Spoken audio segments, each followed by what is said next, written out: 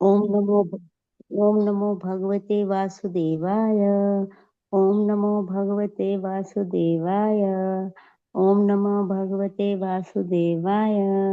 नारायणं नमस्कृत्यं नरं चैव नरोत्तमं देवीं सरस्वतीं व्यासं ततो जयमुदीरये।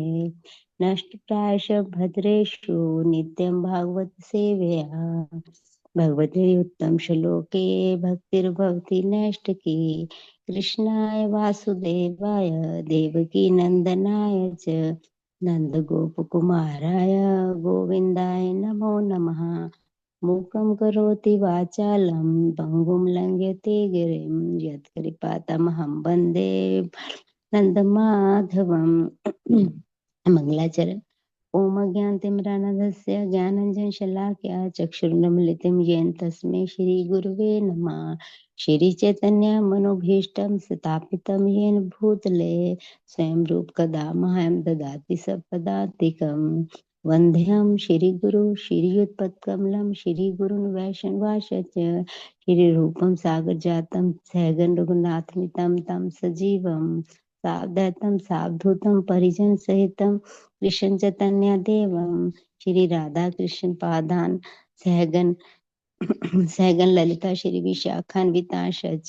हे कृष्ण करुणा सिंधु दीन बंधु जगतपते गोपेश गोपिका कांत राधा कांत नमोस्तुते। तप्त कांचन गौरांगी राधे वृंदावनेश्वरी वृषभानुसुते देवी प्रणमामि हरि प्रिय। वाञ्छाकल्पतरुभ्यश्च कृपा सिन्धुभ्य एव च पतितानां पावनेभ्यो वैष्णवेभ्यो नमो नमः। नमे ओं विष्णुपादाय कृष्णपृष्ठाय भूतले श्रीमते भक्तिवेदांत स्वामिनिति नामिने। नमस्ते सरस्वती देवी गौरवाणी परिचारणे निर्विशेष शून्यवादी पाश्चात्य देश तारणे। जय श्री कृष्ण चैतन्य प्रभु नित्यानंद श्री अद्वैत गदाधर श्रीवासदि वृंद। हरे कृष्ण कृष्ण कृष्ण हरे हरे हरे राम राम राम हरे हरे। हरे कृष्ण कृष्ण कृष्ण हरे हरे हरे राम राम राम हरे हरे। हरे कृष्ण माता जी, हरे कृष्ण। सभी को दंडवत प्रणाम।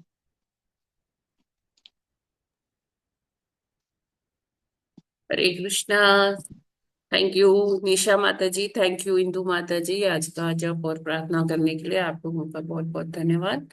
और सभी डिवोटीज का हार्दिक अभिनंदन है इस्कॉन अयोध्या के आज के प्रातःकालीन जप सत्र में। हरे कृष्णा। हरे कृष्णा। दंडवत प्रणाम माता। हरे कृष्णा। हरे कृष्ण माता जी, दंडवत प्रणाम। हरे कृष्ण। सभी भक्तों को पंचांग प्रणाम। हरे कृष्ण माता जी, दंडवत प्रणाम। हरे कृष्णा। प्रभुपाद जी हरे का कृष्ण माता जी, दंडवत देखते हैं प्रणाम। आज का क्या है।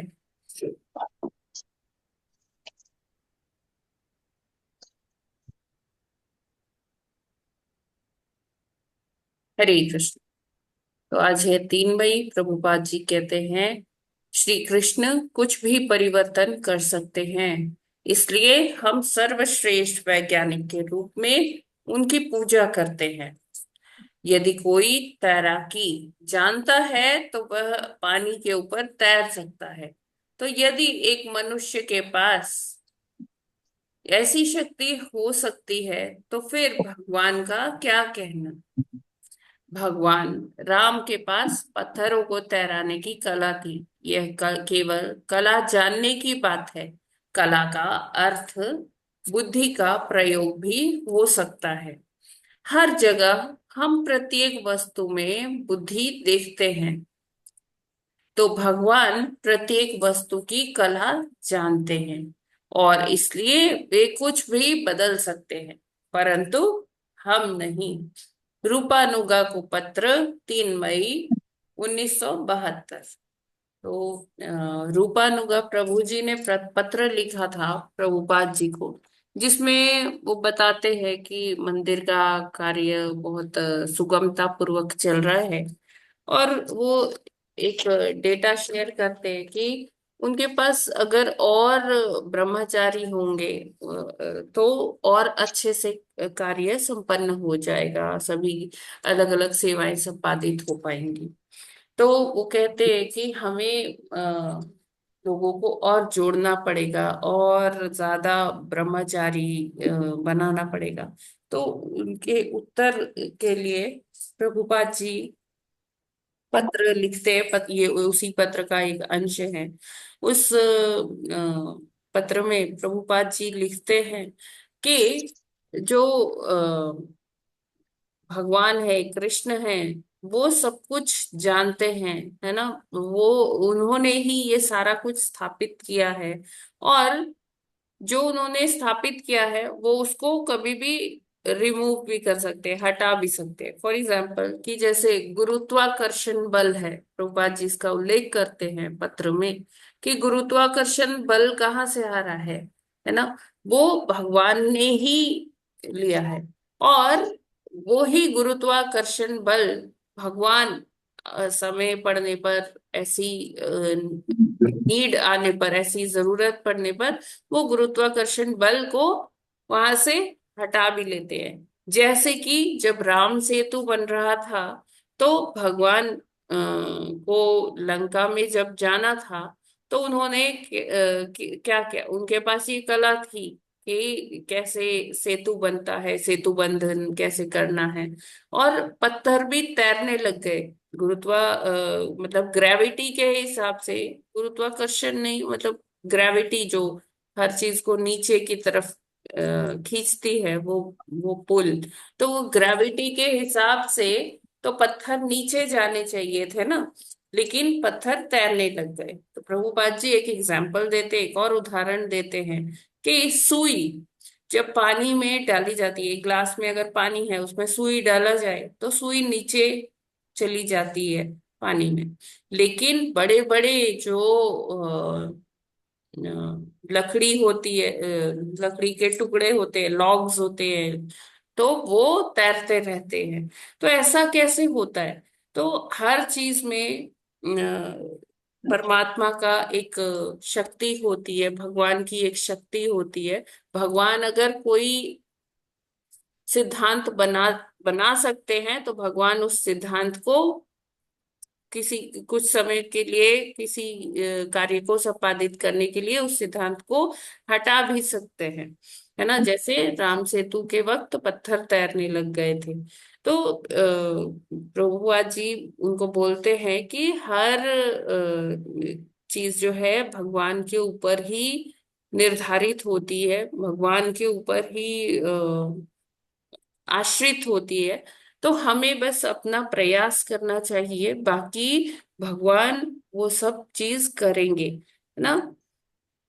तो इससे हमें ये सीखने को मिलता है आज के इस कथन से प्रभुपाद जी के, कि चाहे जो साइंटिस्ट्स हैं या जो भगवान को नहीं मानते हैं, एथीस्ट है, वो चाहे जितना भी प्रयास कर ले कि चीजों में से भगवान को हटाने का, कि अरे भगवान कुछ नहीं है, ये हम समझाते हैं, ये ऐसा सिद्धांत है, इस ऐसा हुआ, फिर इसके बाद ये हुआ, ये स्टेप आया, ये स्टेप आया, और ये चीज ऐसे संपादित होती है।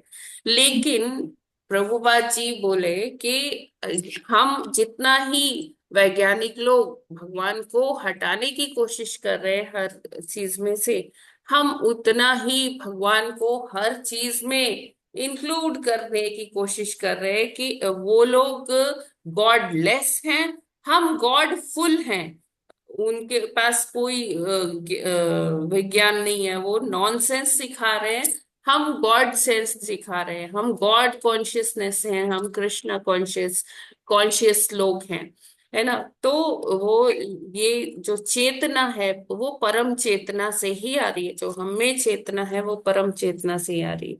तो अगर हम कुछ चाहते हैं कि इस तरह हो, इस प्रकार हो, तो हमें अपना प्रयास करना चाहिए। बाकी हर चीज की कला कहाँ से आती है? भगवान से आती है। भगवान पूर्ण है, संपूर्ण है, तो उनके पास सारी कलाएं हैं। और वो जानते हैं कि कब क्या करना है, कब कैसे किसको अम, भक्ति में लाना है, कि कैसे क्या करना है, वो सारा उस तरह से हो जाएगा भगवान की इच्छा से। हमें बस अपना प्रयास करना है। तो भगवान के अंदर तो सारी कलाएं हैं, हम में कलाएं नहीं है। कुछ कुछ भगवान दे देते हैं, किसी को कोई टैलेंट दे दिया, किसी को कोई स्किल दे दिया। लेकिन भगवान तो क्या है, सब कलाओं से युक्त हैं। और वो कभी भी जब भी चाहे वो कोई कला का प्रदर्शन कर सकते हैं। तो हमें व्यर्थ भी शोक नहीं करना चाहिए कि अरे मेरे से ये नहीं हो पाया, वो नहीं हो पाया। प्रयास करना चाहिए। भगवान की इच्छा अनुसार सब कार्य अपने समय पर होता रहेगा, क्योंकि भगवान सभी कलाओं से परिपूर्ण है, सभी कलाओं से युक्त है। हरे कृष्णा। जगत गुरु श्रील प्रभुपाद की जय। आई होप ये क्लियर है सभी को। जी माता जी, एकदम क्लियर है। हाँ माता जी क्लियर है। हरे कृष्ण। भगवान के पास तो अनंत कलाएं हैं, जब हम्म। चाहे जिसको भी। फिर भी कहते हैं माता जी की 64 कलाएं हैं उनके पास, ऐसा क्यों? प्रभु जी 64 ही नहीं है, और भी बहुत है जो हम जानते भी नहीं है। ये हाँ तो माता जी 64 अनंत। वो है जो, हाँ, बहुत विशेष है। हरे कृष्ण माता जी। जी ठीक है, हम चलते हैं भागवतम की ओर। अ, आज हमें 29वां करना श्लोक। है 29वां श्लोक। जी, यस। 29वां श्लोक। यो योगो भगवत बाणो निर्वाणात्मनस्त्वयोदितः कीदृशः कति चांगानि यतस्तत्त्वावबोधनम्। हरे कृष्णा। हरे कृष्णा। योगो भगवद्वानो निर्वाणात्मनस्तत्त्वयोदितः कृ-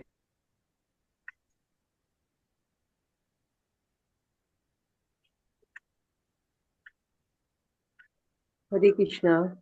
यो योगो भगवद्बाणो निर्वाणात्मस्तवयोदितः कीदृशः कतिचाङ्गानि यतस्तत्त्वावबोधनम्। हरे कृष्णा। हरे हरे कृष्णा माता कृष्णा। जी। यो योगो भगवद्वारो निर्वाणमसत्ययोदितः कीदृशः कति चाङ्गानि यतस्तत्त्वावबोधनम्। हरे कृष्णा।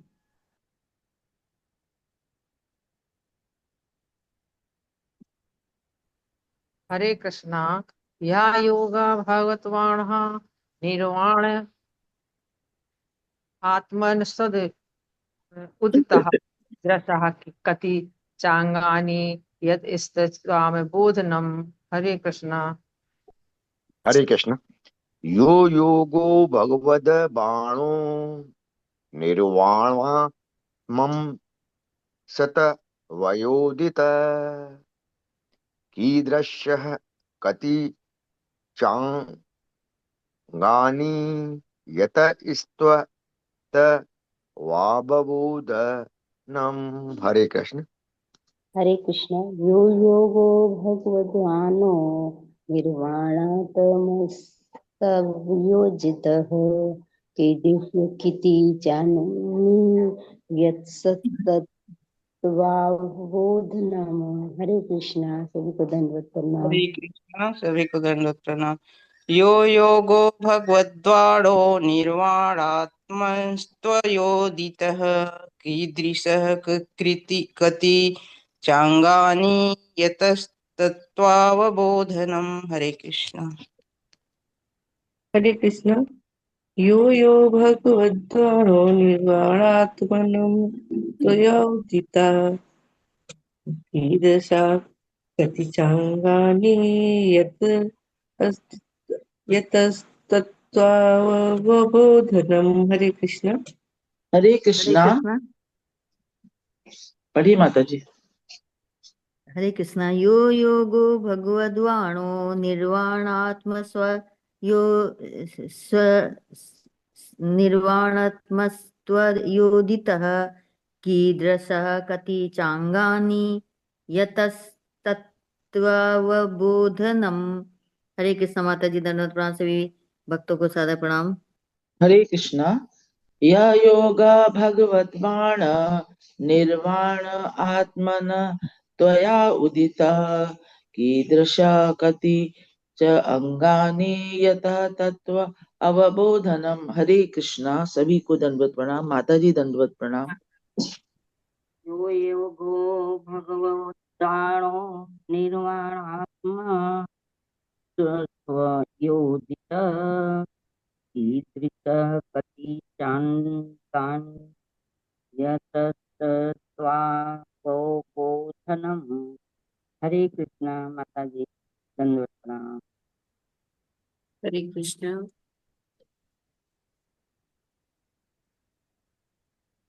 यस, आगे पढ़ते हैं। कौन पढ़ना चाहते हैं? मैं पढ़ूँ माँ? मा, माता जी मैं पढ़ूं? मैं पढ़ हाँ, माता जी मैं पढ़ूं, मेरा नेटवर्क इशू हो गया था, दिखाई नहीं माता जी मैं पढ़ूं? श्लोक। आप सभी ने पढ़ लिया है। अभी जल्दी में ही आप लोगों ने पढ़ा है, इसलिए मैं सोच रही हूँ कि जिसने नहीं पढ़ा है वो अगर कोई पढ़ना चाहते हैं तो ठीक है। ठीक है, पढ़िए पढ़िए, इंदु माता जी पढ़िए। शब्द अनुवाद और तात्पर्य शील प्रभुपाद जी द्वारा। शील प्रभुपाद जी की जय।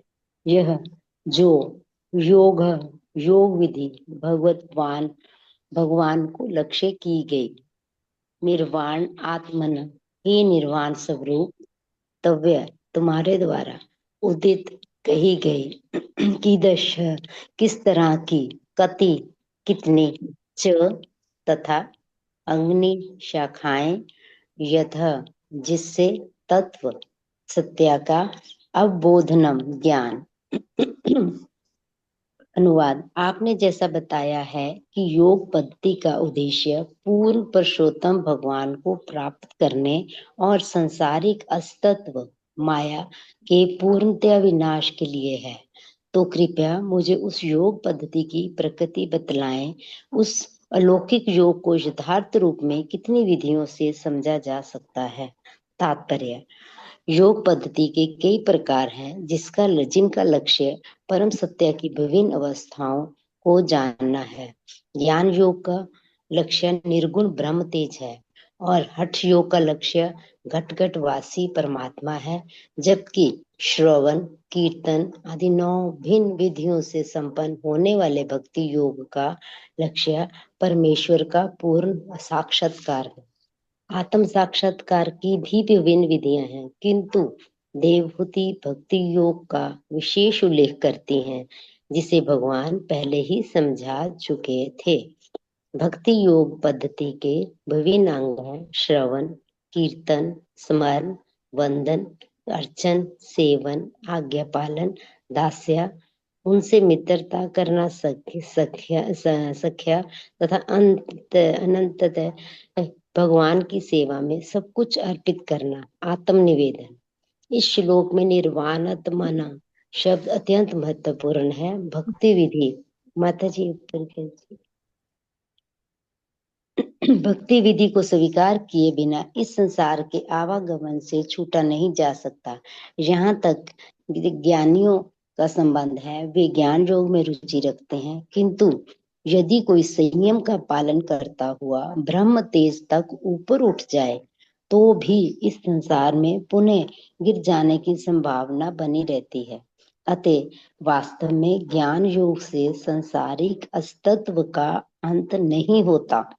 इसी प्रकार हठ योग में जिसका लक्ष्य अंतर्यामी परमात्मा को प्राप्त करना होता है, ये अनुभव किया गया है कि विश्वामित्र जैसे अनेक योगी भी नीचे आ गिरते हैं, किंतु भक्ति योगी एक बार भगवान के पास पहुंचकर फिर कभी इस संसार में वापस नहीं आते, जैसा कि भगवत गीता में पुष्टि की गई है। यज्ञ गत्वा न निर्वर्तन्ते, मनुष्य जाकर फिर कभी नहीं लौटता। तगत्वा देहम पुनर्जन्म नैति, इस शरीर का परित्याग करने पर उसे शरीर ग्रहण करने नहीं आना पड़ता। निर्वाण से आत्मा का अस्तित्व समाप्त नहीं होता, आत्मा चिर विद्यमान है। अतः निर्वाण का अर्थ है अपने संसार की अपने अपने संसार की समाप्ति करना, जिसका अर्थ है भगवान की धाम वापस जाना। कभी कभी लोग पूछते हैं कि जीवात्मा स्वर्ग से इस लोक में किस तरह गिर जाता है। इसका उत्तर यहाँ मिलता है, जब तक मनुष्य भगवान के प्रत्यक्ष संपर्क में वैकुंठ लोक में नहीं पहुंच जाता, तब तक उसके नीचे गिरने का भय बना रहता है, चाहे वह निर्गुण ब्रह्म साक्षात्कार से हो या ध्यान की समाधि अवस्था से हो। इस श्लोक का एक अन्य शब्द भगवत बाणे शब्द भी अत्यंत महत्वपूर्ण है। बाणे का अर्थ है तीर। भक्ति योग तीर के समान है, जिसका लक्ष्य श्री भगवान होता है। भक्ति योग पद्धति कभी किसी को निर्गुण ब्रह्म तेज की ओर या परमात्मा साक्षात्कार की ओर जाने को नहीं कहती। ये बाण, ये तीर इतना तीक्ष्ण तथा वेगवान होता है कि यह निर्गुण ब्रह्म तथा अंतर्यामी परमात्मा के क्षेत्रों को भेदता हुआ सीधे भगवान तक पहुंचता है। हरे कृष्ण माता जी, धन्यवाद, प्रणाम। जी आगे भी है? नहीं, हो नहीं, गया, अच्छा। इतना ही। तो जैसे कि कल के श्लोक में हमने देखा कि कपिल देव बोलते हैं कि जो कोई इन तीन गुणों की सेवा कर नहीं करता है और मेरी भक्ति में सेवा में लगा रहता है, उसे इसी जीवन में मेरा साहचर्य प्राप्त होता है ना। फिर देवाहूति माता जी पूछती है कि कैसे भक्ति योग का हम कैसे अनुसरण कर सकते हैं, क्या उसका क्या नियम है, क्या तरीका है। तो वो उनसे इंक्वायरी करती है देवाहूति माता जी, है ना। और उसी क्रम में आगे पूछती हैं कि आपने जैसा बताया है कि योग पद्धति का उद्देश्य पूर्ण पुरुषोत्तम भगवान को प्राप्त करने और सांसारिक अस्तित्व या माया के पूर्णतया विनाश के लिए है।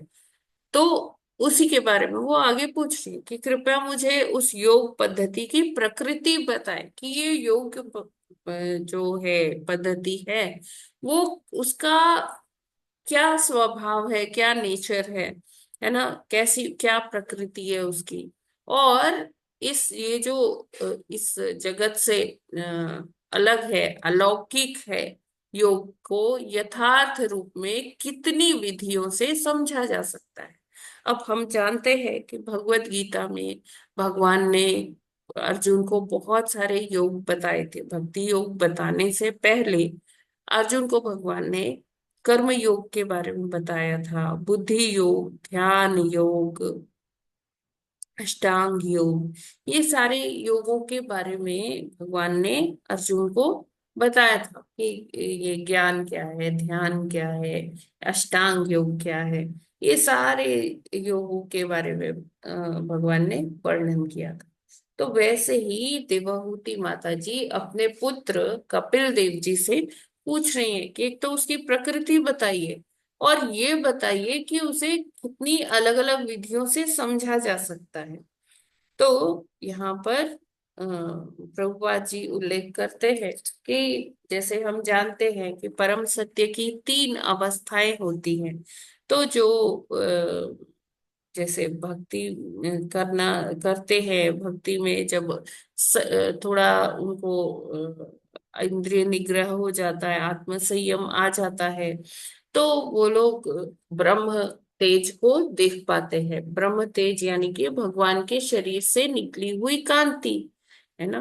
तो जब वो ये ब्रह्म तेज या ब्रह्म ज्योति को जान जाते हैं, देख पाते हैं, तो वो कैसे होता है, वो ज्ञान योग के माध्यम से होता है। ज्ञान अर्जन करते हैं और अपना इंद्रिय निग्रह करते हैं, तो वो ब्रह्म तेज को देख पाते हैं।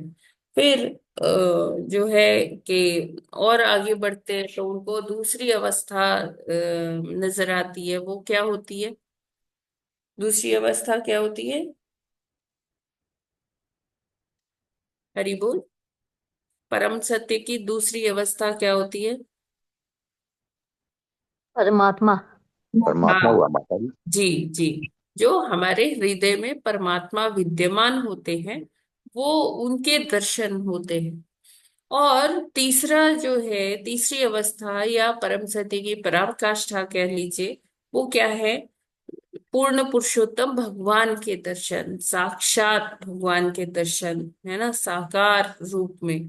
क्योंकि जो ब्रह्म ज्योति वो समझ लीजिए कि भगवान का निराकार रूप है ना, ब्रह्म ज्योति या ब्रह्म तेज।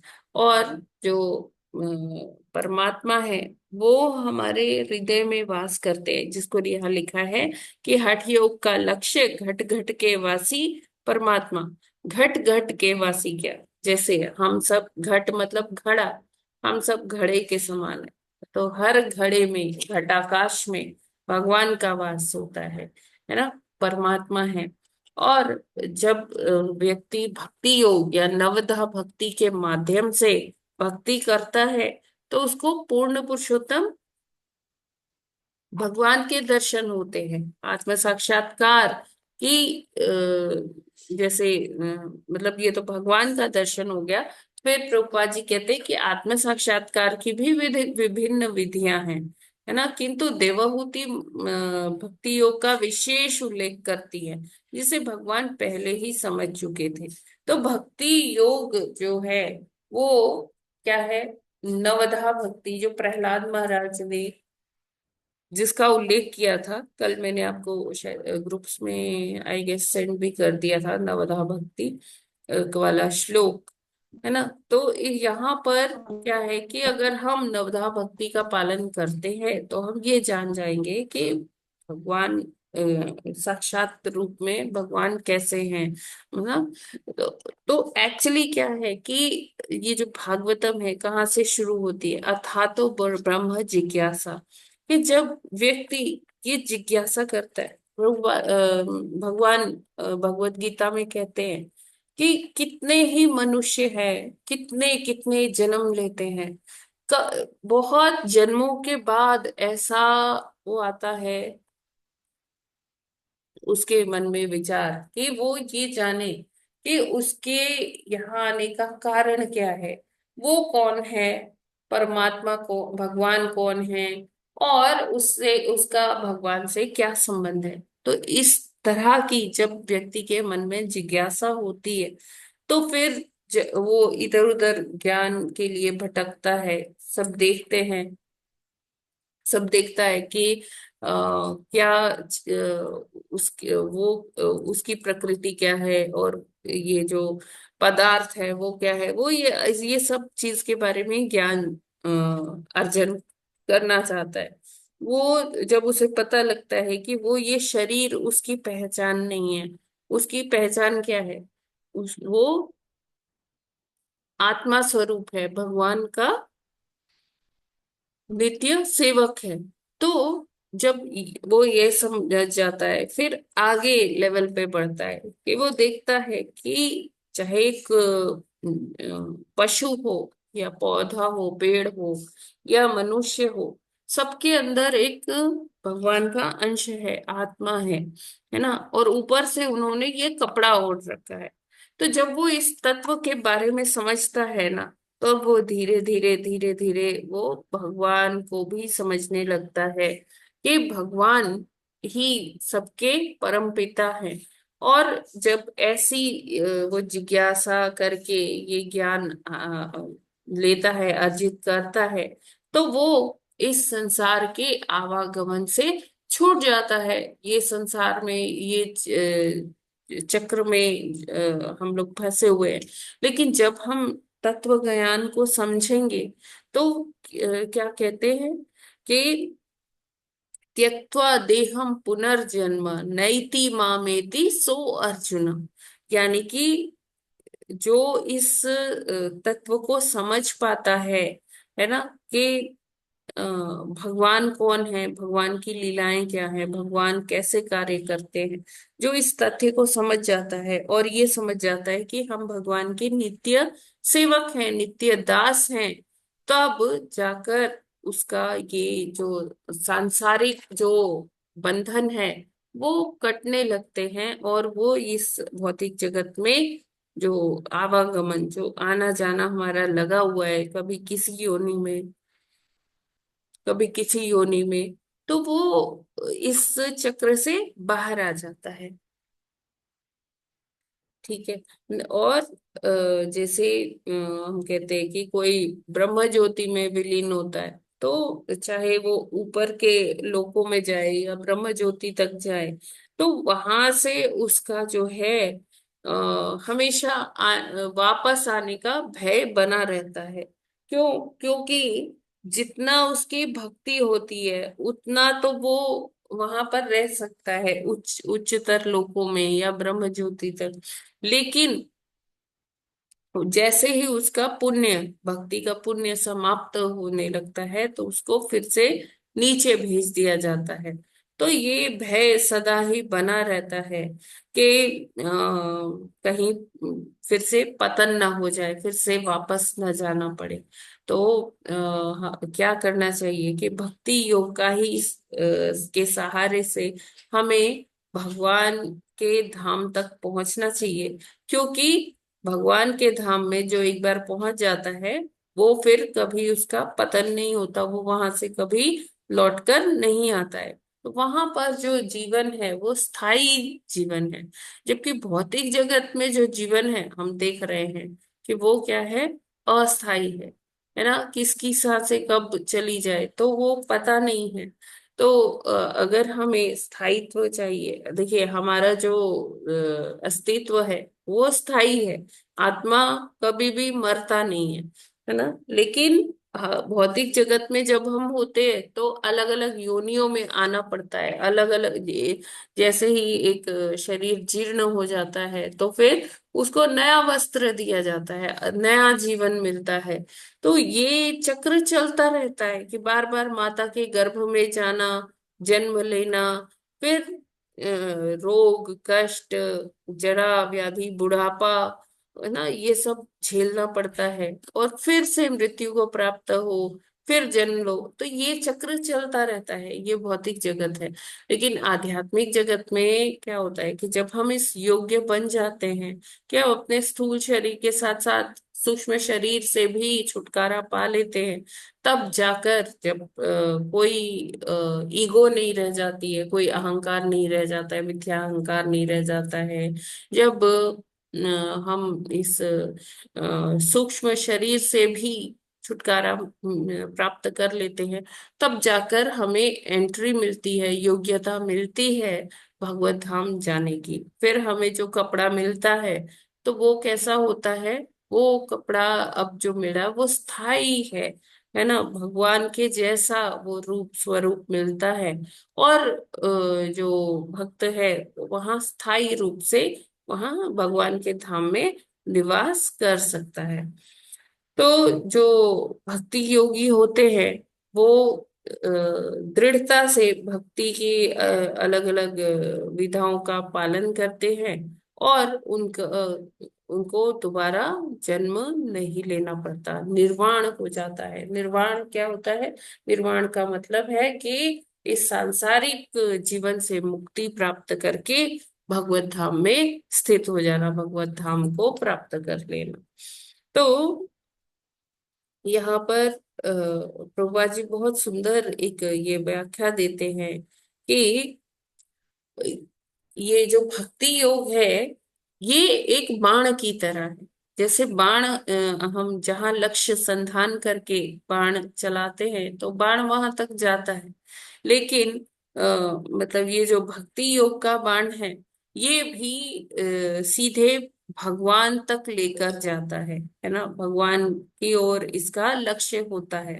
तो जब भक्त संधान करता है तो ये जो बाण है ये पहली अवस्था को भेदता हुआ दूसरी अवस्था, परम सत्य की पहली अवस्था यानी ब्रह्म ज्योति दूसरी अवस्था यानी कि परमात्मा, इनको भेदता हुआ कहा जाता है, भगवान के पास डायरेक्ट हमें पहुंचा देता है ना। जैसे प्रभुपाद जी पहले मेंशन कर चुके हैं कि ये एक एलिवेटर की तरह से, लिफ्ट की तरह से है कि हमें दिखता तो है कि हाँ फर्स्ट फ्लोर आ गया, सेकंड फ्लोर आ गया, थर्ड फ्लोर आ गया, तो जहां हमारा गंतव्य है उससे पहले के सारे फ्लोर्स हमें दिखते हैं, लेकिन हमें वहां पर जाना नहीं पड़ता, वहां से हम मतलब बाईपास से हम चले जाते हैं और भगवत धाम प्राप्त होता है।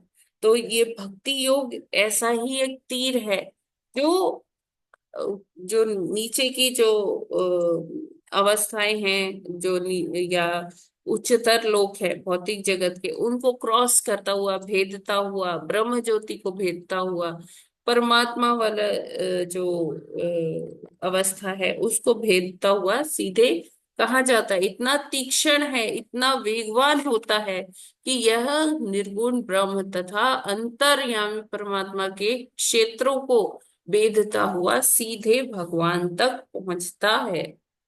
तो ये देखिए पढ़ के कितना कॉन्फिडेंस राइज हो जाता है कि भक्ति योग कितना, मतलब एक रामबाण है। रामबाण हम कहते हैं ना कि ये इस चीज का रामबाण इलाज है। यानी कि रामबाण में कोई वो संशय नहीं होता कि वो अपने लक्ष्य को भेदेगा कि नहीं भेदेगा ना। रामबाण है तो है, मतलब एक बार चला दिया तो वो वहां तक जाएगा जरूर।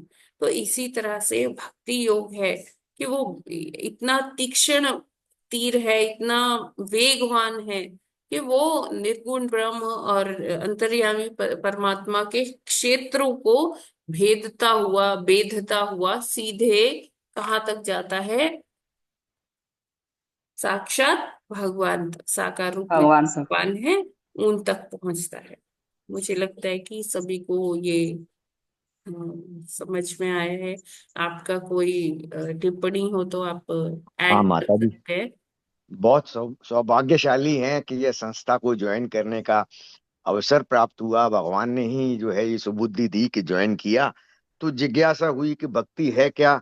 तब पता पड़ा कि कृष्ण ही, भगवान विष्णु ही भक्ति के जो है एम है, जहां तक पहुंचना है, और वही इस संसार के जन्म मृत्यु के चक्र से बता सकते हैं। लेकिन ये मालूम नहीं था माता जी कि इस जिज्ञासा से जो तत्व निकलेगा वह भक्ति तो इतनी महान है कि तीक्ष्ण बाण है, और सारी जो है जो बाधाओं को दूर करती हुई ब्रह्म ज्योति और परमात्मा वाली जो सेकंड स्टेज है, इसको भेदती हुई पूर्ण पुरुषोत्तम भगवान तक जाती है।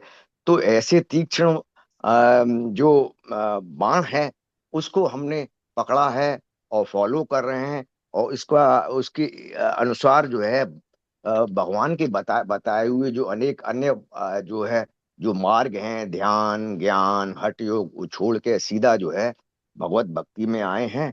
और आशा है कि इस भक्ति के बारे में जैसा महानता से बताया गया है कि तीक्ष्ण और बाण है जो सबको भेदता हुआ जाता है, तो भक्ति करने वाले जो हम लोग हैं, एक दिन हमारा जो भगवत प्रेम प्राप्त करने का जो है आध्यात्मिक उसका है, वहां तक जरूर जाएंगे।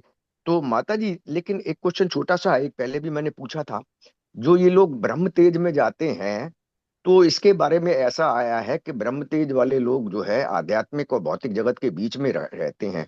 तो क्वेश्चन थोड़ा ये बनता है कि ये कारण सागर के इधर रहते हैं कि उधर रहते हैं, कि आध्यात्मिक उसके बाहर रहते हैं।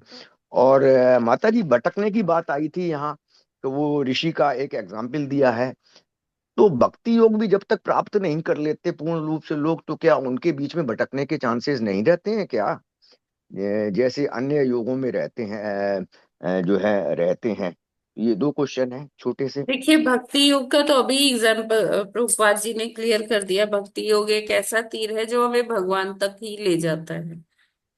ठीक है, अच्छा इसमें माता तो जी। कोई संशय रह ही नहीं गया। ठीक है और माता जी। जो रही बात ब्रह्म तेज की, तो ब्रह्म तेज भी क्या है, वो जो ब्रह्म ज्योति है ये भी आध्यात्मिक जगत में ही है है ना। आध्यात्मिक लेकिन जगत में है माता जी, बाहर तो नहीं है ना इससे? वैसे सुनिए पूछ रहे हैं। सुनिए प्रभु जी, पूरा सुनिए। आध्यात्मिक जगत में है, लेकिन उसी ब्रह्म ज्योति से ये हमारा भौतिक जगत भी प्रकाशमान होता है, उसी का कुछ परसेंटेज इधर भी आता है। तो जब व्यक्ति ब्रह्म ज्योति में जाता है तो वो एकदम कहाँ है, एकदम जो आध्यात्मिक जगत की पेरिफेरी है, एकदम उसका जो बाहर का हिस्सा है उस तरफ है। तो वहां से ब्रह्म ज्योति से में व्यक्ति उतना ही रह सकता है जितना वो उसने पुण्य अर्जित किया है भक्ति करके, फिर वो वापस लौट आता है। हाँ माता जी, बहुत क्लियर हो गया आज, क्लियर हो गया। ये कंफ्यूजन था कि दोनों उनके बीच में तो नहीं। ठीक है। और माता जी, आत्मनिवेदन क्या है? भगवान को किस तरह से सर्वस्व समर्पित करना है? भक्ति ही समर्पण है वैसे। आत्मनिवेदन मतलब कि जैसे पुष्प होता है, आपने पुष्प भगवान को चढ़ाया या दीप भगवान को दिया, लेकिन आत्मनिवेदन, आत्म मतलब स्वयं, कि अपने को ही भगवान को समर्पित कर दिया कि भगवान मैं आपका ही हूँ, और लीजिए मैं आप अपने आप को आपको समर्पित करता हूँ। तो आत्मनिवेदन का सबसे अच्छा जो उदाहरण है वो बलि महाराज। जब भगवान ने उनका सारा साम्राज्य ले लिया, सब कुछ ले लिया, 3 पग मांगे थे, 2 पग में ही उन्होंने समस्त ब्रह्मांड और सारा उसका राज्य सब कुछ ले लिया। फिर तीसरा पग बोले अब मैं कहाँ रखूं? तो बलि महाराज ने क्या उत्तर दिया? उन्होंने कहा कि अब मेरे पास और कुछ तो शेष नहीं है, लेकिन हाँ ये जो शरीर है ना, ये अभी तक मेरा ही है। बाकी सब तो ये धरती आकाश सब आपने अपने पग से नाप लिया, पूरा ब्रह्मांड जो है वो सब ले लिया, ये सागर ये पृथ्वी सब चला गया, लेकिन अभी भी मेरा शरीर तो मेरा अपना ही है। तो प्रभु आप अपना तीसरा पग मेरे शीश पर रख दीजिए। तो बलि महाराज जी ने अपने आप को भगवान को निवेदित कर दिया। आत्म निवेदन का हाँ माता जी। सबसे अच्छा उदाहरण है तो वो बलि महाराज। हाँ माता जी, तो हम तो प्रार्थना के फॉर्म में ही कर सकते हैं कि हरे कृष्ण मंत्र का जाप किया और कहा कि भगवान आपके ही हाथ में ये सब कुछ, जो कुछ भी आप जो है जैसा जी रखें जैसा करें, वो तो सिर्फ निवेदन कर सकते हैं। ठीक है माता जी, तो अल्टीमेटली ये सारा जो ज्ञान दिया जा रहा है, तो भगवान ने खुद ही कहा है कि मेरा धाम ना तो सूर्य से चमकता है, ना चंद्रमा से, ना बिजली से, ना आग से, यह तो स्वयं प्रकाशित है, जो जहाँ यहाँ जो एक बार पहुंच जाता है फिर वापस भौतिक जगत में नहीं जाता। हरे जी कृष्ण प्रभु। माता जी। यस तो भक्ति जी का ये जो है एम लेके हम लोग चल रहे हैं। आशा है कि समस्त जी भक्तों जी की, जी आप प्रभु आचार्यों जी, की अब और गुरुओं आगे की। कर लेते हैं, है हाँ ना, माता जी, क्योंकि हरे कृष्ण। टाइम जा रहा है बहुत।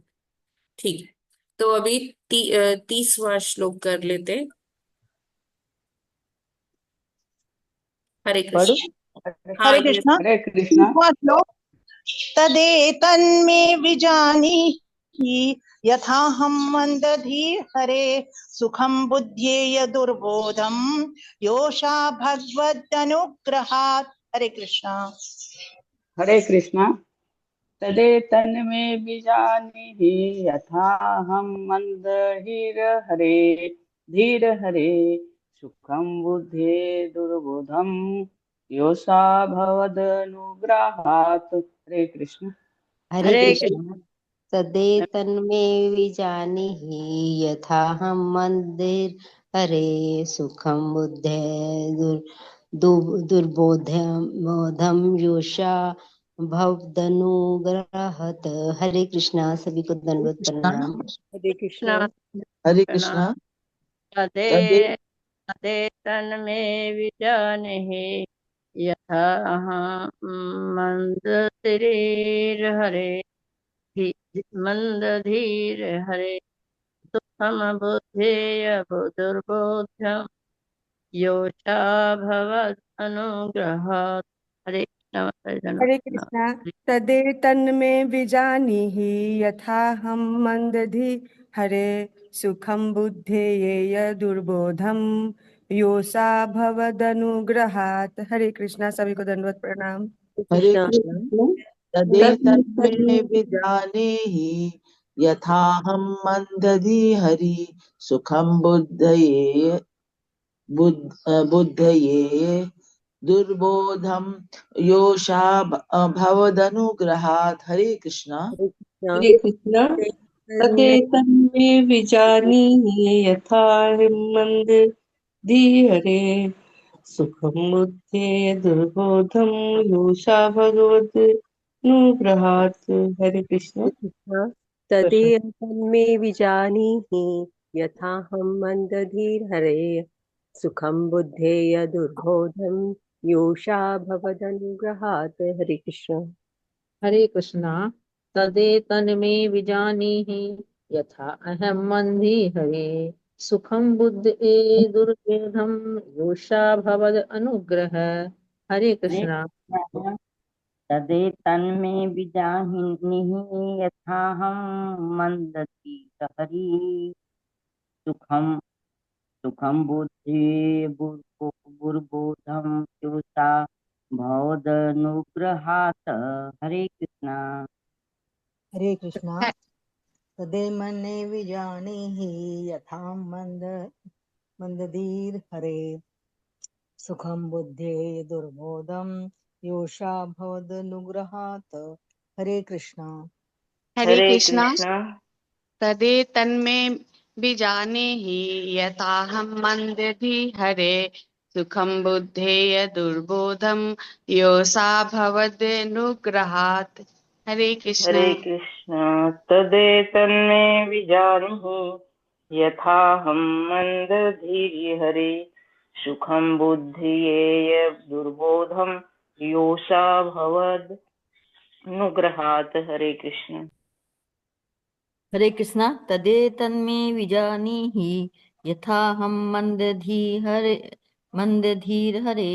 सुखं बुद्धये दुर्बोधं योषा भवदनुग्रहात्। हरे कृष्णा। हरे कृष्णा, सभी को दंडवत प्रणाम। तदेतन्मे विजानीहि यथा अहं मन्दधीहरे सुखं बुद्धिये दुर्बोधं योषा भवदनुग्रहात्। हरे कृष्ण। हरे कृष्ण। तदेतन्मे विजानीहि यथाहं मन्दधीर हरे सुखं बुद्धये दुर्बोधं योषा भवदनुग्रहात्। हरे कृष्ण।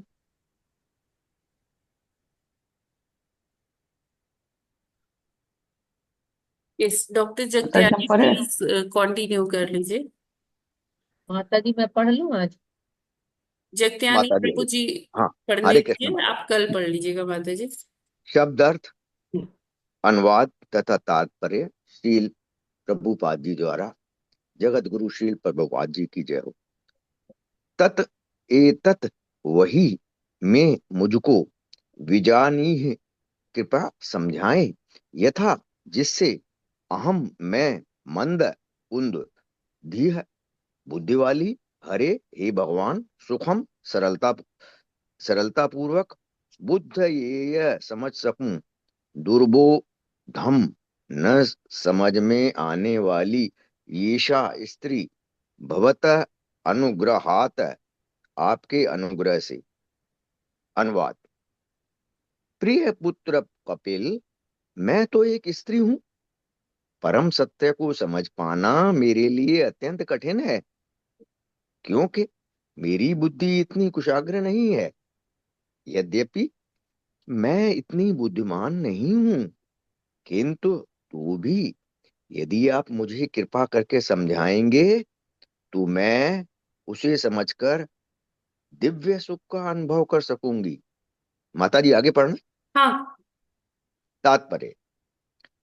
परम सत्य का ज्ञान सामान्य अल्प बुद्धि वाले मनुष्यों की समझ में जल्दी नहीं चढ़ता, किंतु यदि गुरु अपने शिष्य पर कृपालु हों तो फिर शिष्य चाहे कितना भी मंद बुद्धि क्यों न हो, गुरु की दैवी कृपा से सब कुछ प्रकट हो जाता है।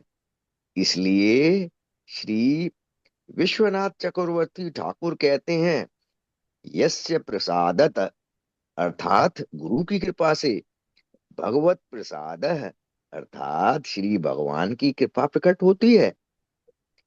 देवहूति ने अपने महान पुत्र से उनके प्रति कृपालु होने हेतु प्रार्थना की, क्योंकि वह अल्पबुद्धि स्त्री थी और साथ ही उनकी माता थी। भगवान श्री कपिल की कृपा से परम सत्य को समझना उसके लिए सर्वथा संभव हो पाया। यद्यपि वह विषय सामान्य व्यक्तियों के लिए, विशेष रूप से स्त्रियों के लिए अत्यंत जटिल है। हरे कृष्ण। हरे कृष्णा। थैंक यू प्रभु जी। तो यहाँ पर देवहूति माता जी अपना दैन्यता दिखा रही है, अपने को तुच्छ बता रही है कि मैं तो किसी योग्य नहीं हूँ, मैं एक स्त्री शरीर में मैंने जन्म लिया है और मेरे लिए ये तत्व ज्ञान को समझ पाना बड़ा कठिन है। लेकिन अगर आप बताएंगे, कहती हैं मेरे प्रिय पुत्र, हाँ, आप मुझे समझाइए तो मैं समझ पाऊंगी, क्योंकि आप समझाएंगे, आप कृपा करेंगे तो मुझ जैसी जो मूर्ख मूढ़ बुद्धि है वो भी समझ पाएगी, क्योंकि मेरी बुद्धि इतनी कुशाग्र नहीं है कि मैं ये परम सत्य जैसा तत्व ज्ञान को समझ पाऊं। तो यहाँ पर प्रभुपाद जी लिखते हैं कि शिष्य चाहे कितना भी मूर्ख क्यों ना हो, है ना, तो वो लेकिन अगर अपने गुरु के चरणों में है, गुरु की चरणों की सेवा कर रहा है, गुरु का जो वाणी है उसको सुन रहा है, बस इतना ही उसका अगर गुण है कि वो अपने गुरु की बात को अक्षरशः मान रहा है, गुरु की वाणी को अक्षरशः पालन करता है, तो ये उसका एक गुण क्या कर सकता है, उसको समस्त ज्ञान का भंडार उसके लिए खोल सकता है। क्यों? क्योंकि जब हम गुरु के अनुगत होते हैं तो वो दिव्य ज्ञान हृदय में प्रकाशित करवाते हैं। ऐसा कैसे होता है कि जब गुरु की सेवा में रहते हैं तो गुरु की कृपा से ही हमें भगवत कृपा प्राप्त होती है। यस्य प्रसादात् भगवत प्रसादो, है ना, हम गाते हैं ना, यस्य प्रसादात् भगवत प्रसादो, यस्य प्रसाद न। तो यानी कि जो सॉरी, जब गुरु की कृपा होती है तो गुरु की कृपा से ही भगवान की कृपा प्रकट होती है ना। जैसे भगवान हमें जब आशीर्वाद देते हैं तो अच्छे गुरु मिलते हैं।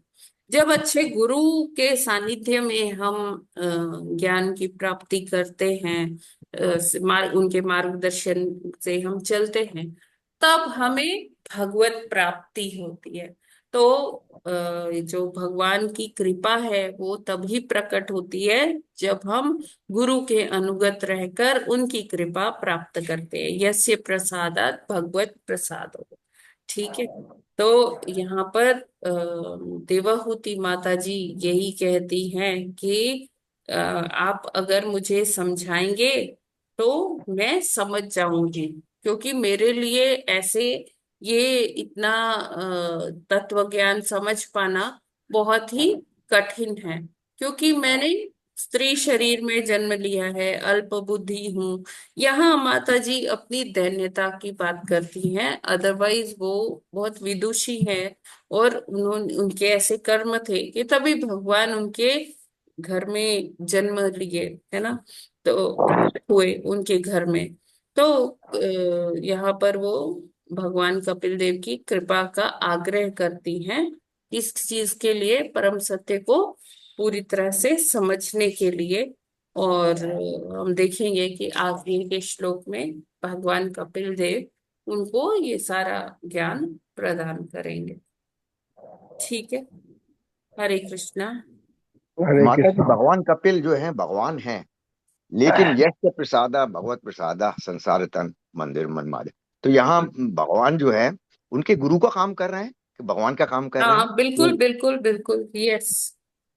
भगवान उनके गुरु गुरु भी हैं और वो भगवान भी है, दोनों। हरे कृष्ण माता जी।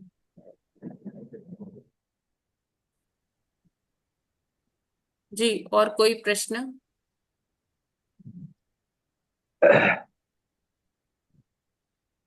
हरे कृष्णा। हरे कृष्णा माता जी। यस प्रभु जी, हरे कृष्णा। माता जी, आज आपसे प्रार्थना है कि हमारे पिताजी का आज 50वां पुण्यतिथि है, थोड़ा प्रार्थना कर दीजिए। 50वां पुण्य तिथि है? हाँ, आज के दिन उनका देहांत हुआ था 3 मई 1975 को।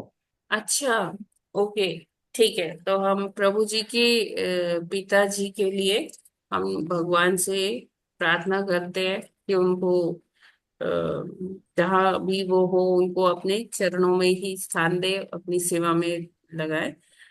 और हरे कृष्ण महामंत्र का उच्चारण करते हैं। हरे कृष्ण कृष्ण कृष्ण कृष्ण हरे हरे, हरे हरे राम राम राम राम राम हरे राम हरे। हरे हरे। हरे कृष्ण।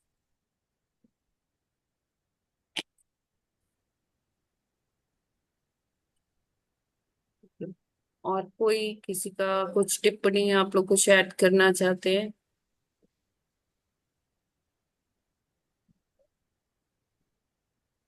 ठीक है। हरे कृष्णा माता जी, धन्यवाद प्रणाम। हाँ जी माता जी, हरे कृष्णा। माता जी, जैसे मैंने थोड़ी अल्प बुद्धि से ये समझा कि देवहूति माता जी इतनी भक्त थी और उनके यहाँ भगवान प्रकट हुए कपिल देव। तो मतलब इससे ये समझ आता कि हम अपने लिए क्या सोचते हैं कि माता इतनी थी तब भी भगवान से कह रही हैं कि मैं एक स्त्री हूँ, मैं बहुत वैसी हूँ, भगवान से ज्ञान हाँ, ले तो रही हमें हूँ। इसी दैन्य भाव में ही रहना चाहिए माता जी, जी माता जी। कि मुझे नहीं आता, या कोई अगर प्रशंसा भी कर रहा है तो हमें वो प्रशंसा किसे ट्रांसफर कर देनी चाहिए, अपने गुरु को ट्रांसफर कर देनी चाहिए कि मुझ में इतनी योग्यता नहीं है कि मैं बोल पाऊं। अगर मैं कुछ कह पा रही हूँ या बोल पा रहा हूँ या कुछ भी ऐसा भक्ति में कार्य कर पा रहे हैं, तो वो केवल और केवल मेरे गुरु की ही कृपा है जिसके कारण ये सब संभव हो पा रहा है।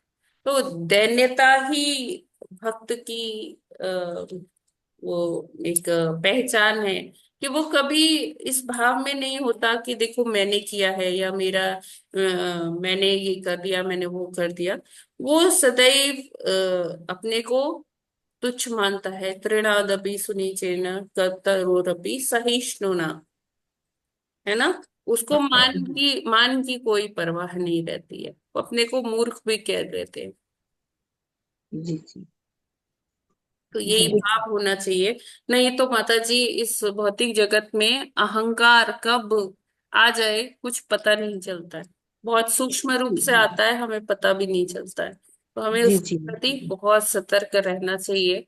अपने को कभी कर्ता भाव अपने लिए नहीं आना चाहिए।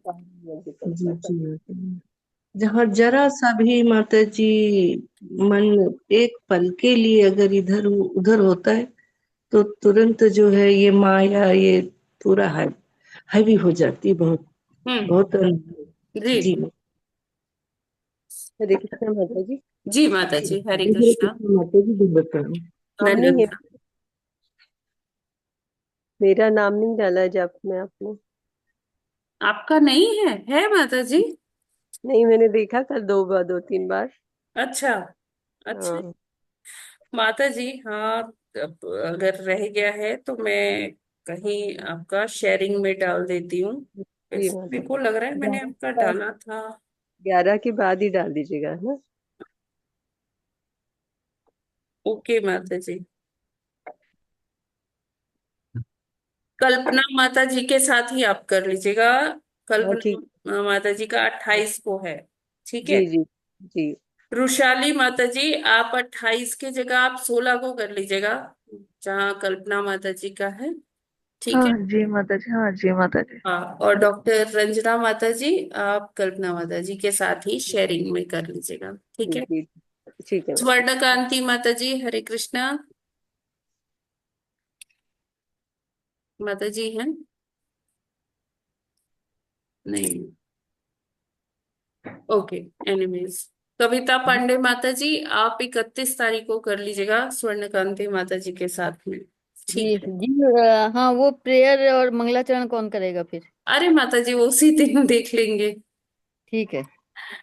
ठीक है। हरे कृष्णा माता जी। जी, हरे कृष्णा माता जी। माता जी, ये इसमें श्लोक 30 के तात्पर्य के आखिरी लाइन में लिखा है, यद्यपि वह विषय सामान्य व्यक्तियों के लिए, विशेष रूप से स्त्रियों के लिए अत्यंत कठिन है।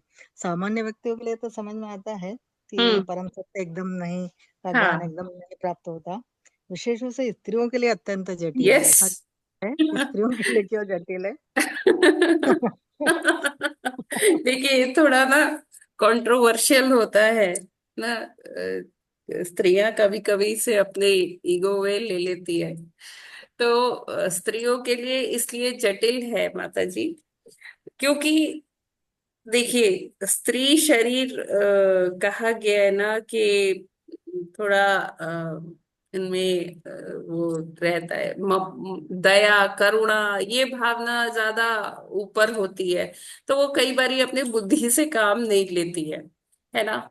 तो जब बुद्धि से काम नहीं लेती है तो जल्दी कुछ समझ में नहीं आता है। और दूसरी चीज है, स्त्रियों को सब कुछ घर में मैनेज करना होता है, सारा घर संभालना होता है, बच्चे हैं, सारे परिवारजन हैं, तो उनको उनका केयर करना होता है। तो जब वो इस सब में बिजी रहती है ना, तो जल्दी समझना थोड़ा मुश्किल हो जाता है। तो इसलिए उन्होंने कहा कि हमारे सामान्य हिसाब जन, विशेष तौर पे स्त्रियां, तो इसलिए है माता जी, क्योंकि यही है। प्रयास जरूर लेकिन करेंगे हाँ, माता जी। उनके लिए जो स्त्रियां शास्त्रों को पढ़ रही हैं, जो भक्ति में सेवा कर रही है, उनके हृदय में ज्ञान प्रकाशित होता रहता है, उनके लिए नहीं। ठीक है ना माता जी? बिल्कुल ठीक। हरे ओके। कृष्णा माता जी। हरे कृष्णा। यस माता जी। हरे कृष्णा माता जी। माता जी दंडवत प्रणाम। माता जी, दंड ये जो कल है श्लोक डाली है वो 7.5.23, और हाँ, ये 9.4, ये 18 से 20, हाँ, और फिर लिखा हुआ है जैसे 3.25-27। हाँ। इसका इसका थोड़ा सा हमको समझे, क्या माने इसका कल श्लोक का और हमने ये सब कौन का। सा श्लोक किया था? हमने कल तृतीय 27, स्कंद का 27। 25वें अध्याय का 27वां श्लोक जो किया था, उसके रेफरेंस, उसको समझने के लिए, अच्छे से और समझने के लिए इन दोनों श्लोकों का रेफर करें, ये मतलब है। अच्छा अच्छा, तो ये ना 9.4.18 में है, 18 से 20, तो 20 वाला श्लोक नहीं है इसमें, जो अभी जो डाले हैं उसमें तो बुक से देख लेंगे ना। माता जी, डाले है तो उसमें दो ही है। सवई पदारविंद, सवई मना पदारविंद, श्री कृष्ण पदारविंद, है ना? है तो जी जी 18 जी जी से जी 20 तक 3 जी श्लोक जी है जी, नहीं? हाँ जी जी, देख लीजिए समझ। हाँ, अच्छा, उसके अथी में है कि इसको पढ़ के और उसका समझ में आ जाए। हाँ माता जी, देखिए वही तो ठीक ठीक लिखा है ठीक। मैंने, कि जो जी जी उपर्युक्त श्लोक श्रीमद् भागवतम का 7.5.23 और 9.4.18-20 का अध्ययन आज के भागवतम की क्लास के श्लोक 3.25-27 के संदर्भ में लिया जा सकता है। घर में लिया जा सकता है। जी जी ठीक जी। है ना? ओके, समझ गया जी, मतलब। जी। माता ठीक है। माता जी क्या बताया, हरे सात कृष्ण। पॉइंट पाँच प्रभु जी, 23 और। आप वो मैसेज देखिए, कल मैंने भेजा है, उसमें सब लिखा है। अच्छा, वो देखा नहीं माता जी, मैं देख लूंगा हाँ, हाँ, दिखा नहीं। कल मैसेज भेजा है मैंने, उसमें लिखा है सब। ये श्लोक याद करने ना माता जी। याद करिए तो बहुत अच्छा है। हम्म नहीं भी हो पाते तो मतलब एक बार पढ़ लीजिए उसका ना तात्पर्य और अनुवाद, तो अच्छे से कल वाला श्लोक अच्छे से और समझ में आ जाएगा। इतनी अल्प बुद्धि है, एक बार पढ़ने से कहाँ समझ में आता है माता जी। अरे कई बार नहीं नहीं पढ़ना पड़ता। माता जी, आप तो इतने अच्छे से सेवा कर रही है, आपके हृदय में ज्ञान प्रकाशित है माता जी। पर मुझे तो ऐसा लगता है जैसे मेरे कुछ समझ में ही नहीं अरे नहीं, वो आपका बड़प्पन है माता जी। भक्त कभी ये बोलते नहीं है ना कि भाई देखो मेरे को सब समझ में आ गया, है ना। आता। ये बात तो है, तो ऐसे बात मेरी समझ में जल्दी से नहीं, मैं भूल जाती हूँ ना, इसलिए कोई मैं बात तो नहीं माता जी, वो हृदय में ज्ञान प्रकाशित है, गुरु महाराज दे रहे आप। माता जी ये सपने में जैसे उस दिन माता जी ने भी पूछा था कि उन्हें बिल्ली दिखाई दी थी, तो ये बिल्ली का मतलब कोई औचित्य है क्या इसका? ये बिल्ली क्यों बिल्ली दिखाई दी? हाँ, मेरे भी ना अभी 3-4 दिन पहले अब की बार दोबारा आई बिल्ली, और मेरा ना हाथ पकड़ के ना ऐसे चलने लगी। क्यों? माता जी मैं समझ नहीं पाई, बिल्ली का क्या मतलब क्या कनेक्शन है सपने में बिल्ली क्यों दिखाई दी है, तो मेरा मतलब ये सपने है। में। हाँ, और ओ ये वैसे माता फरमाया। जी नहीं, मैं स्वप्न विशेषज्ञ नहीं हूँ, मैं नहीं बता सकती। पता नहीं अब की बार दोबारा पूछ रही है। एक बार वो माता जी पूछ रही थी ना, उससे पहले भी दिखाई दी थी, तो मैंने कहा हम्म। दोबारा, ये मैं भूल गई माता जी क्या बताया था, पता नहीं प्रभु जी ने नहीं बताया माता जी मैंने तो नहीं बताया, मुझे याद नहीं आ रहा बिल्ली का कोई। था। पता नहीं देवर से प्रभु जी ने बताया होगा। हाँ कहीं और होगा, किसी और क्लास में होगा माता जी, मैं इस क्लास में तो तो नहीं। हाँ, तो इसी क्लास में, लेकिन माता जी सपने सारे झूठे होते हैं, उस हम्म। पे ध्यान मत दीजिए, कह सपने सारे झूठे होते हैं, बस अगर भगवान को भजन करते सब अच्छा ही होता है। हाँ माता नहीं जी भगवान ने तो वैसे साफ कहा है, जो कुछ इस संसार में सारयुक्त दिखाई देता है वह मैं हूँ, और जो सारयुक्त नहीं है वो माया है, अंधेरे की परछाई है। तो अगर भगवान से संबंधित है बिल्ली या कुछ, तो सार है, ज्ञान है, नहीं तो कुछ नहीं। हाँ सही बात। कुछ घटना जैसे याद रह जाती है तो वो भी इस तरह से आता है ध्यान में, सपने में। चलिए ठीक है, तो फिर हम लोग आज यहीं पर विराम करते हैं। हरे ग्रंथराज श्रीमद् भागवतम की जय। जगत गुरु श्रील प्रभुपाद की जय। नमाचार्य हरिदास ठाकुर की जय। अनंत कोटि वैष्णव भक्त वृंद की जय। चंदन यात्रा महा महा महोत्सव की जय। वाञ्छा कल्पतरुभ्यश्च कृपा सिन्धुभ्य एव च पतितानां पावनेभ्यो वैष्णवेभ्यो नमो नमः। हरे कृष्णा। सभी माता जी प्रभु जी को मेरा दंडवत प्रणाम, और बोलने में कुछ भी त्रुटि हो गई हो तो क्षमा कीजिएगा। हरे कृष्णा। हरे कृष्ण माता जी, दंडवत प्रणाम। सभी माता जी प्रभु जी को हरे दंडवत कृष्णा, सभी को प्रणाम। दंडवत प्रणाम। सभी प्रभु हरे जी कृष्णा माता जी, दंड